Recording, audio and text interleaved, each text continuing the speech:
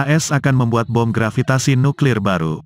Departemen Pertahanan AS pada hari Jumat mengumumkan bahwa pemerintahnya bergerak maju dengan mengembangkan versi baru bom gravitasi nuklir B-61.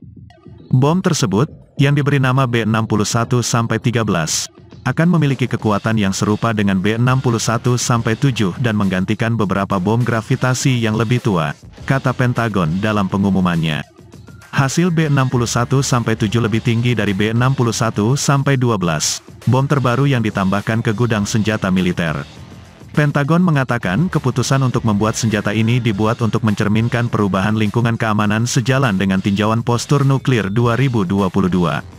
Studi tersebut mengatakan bahwa militer perlu memodernisasi kekuatan nuklirnya untuk menghalangi dua pesaing utama mereka yang memiliki senjata nuklir, Tiongkok dan Rusia. B-61-13 akan menggunakan fitur keselamatan, keamanan, dan akurasi modern yang sama yang kini disertakan pada B-61-12, kata Pentagon dalam lembar fakta yang menyertai rilis tersebut. Hal ini juga akan memberi Presiden lebih banyak pilihan untuk menyerang sasaran militer yang lebih keras dan memiliki wilayah yang luas, kata Pentagon, sementara departemen tersebut berupaya untuk menghentikan penggunaan bom lama seperti B-61-7 dan B-83-1. Hans Christensen, pakar senjata nuklir di Federasi Ilmuwan Amerika yang diberi pengarahan oleh Pentagon mengenai bom tersebut awal pekan ini, mengatakan kepada Defense News bahwa senjata tersebut akan menggunakan hulu ledak yang sama dari B-61-7 era tahun 1980-an dan 1990-an, yang ditransplantasikan ke dalam sistem nuklir. Gaya casing dan tail kit yang sama dengan B-61-12. Mantan Presiden Barack Obama berusaha untuk menyingkirkan B-83-1 berkekuatan 1,2 megaton. Bom megaton terakhir yang tersisa di gudang senjata nuklir negara tersebut dan akan meledak dengan kekuatan 80 kali lipat dari kekuatan bom yang dijatuhkan di Hiroshima pada tahun 1945. Namun penggantinya, mantan Presiden Donald Trump, membatalkan keputusan itu. Presiden Joe Biden sejak itu menghidupkan kembali upaya untuk menyingkirkan B-83. Namun anggota parlemen dari Partai Republik keberatan dengan mengatakan bahwa B-83-1 diperlukan untuk menyerang sasaran yang keras dan terkubur dalam. Hasil maksimum B-61-7 dan varian barunya adalah 360 kiloton, kata Christensen, sedangkan B-61-12 memiliki hasil maksimum 50 kiloton. Ini merupakan pemanis bagi kelompok garis keras di Kongres untuk mengatakan, baiklah teman-teman, Anda menginginkan sesuatu dengan imbal hasil yang tinggi, kata Christensen.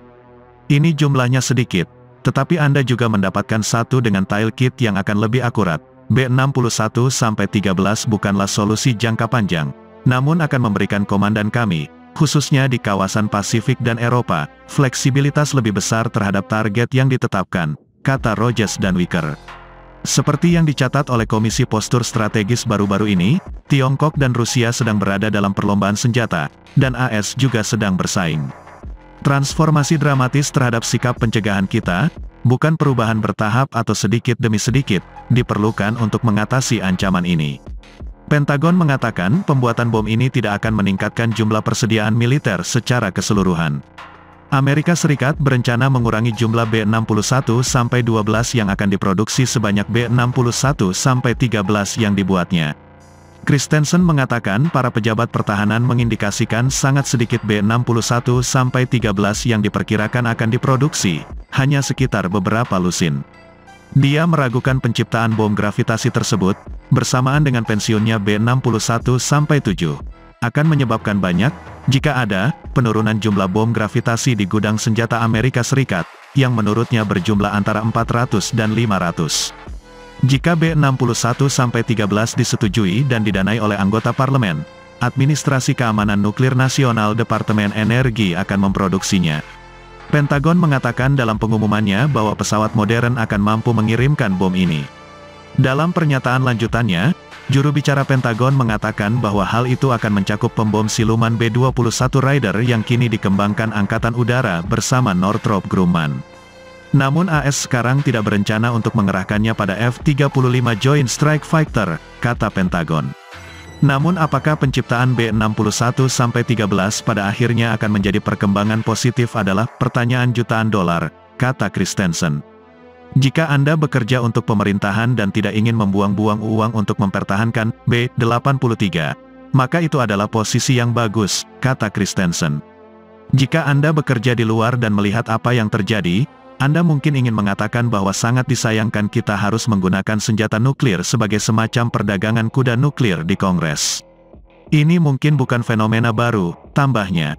Tetapi kami memahami bahwa pemerintah telah memutuskan bahwa inilah yang diperlukan untuk membujuk para pemimpin pertahanan agar menyingkirkan B83.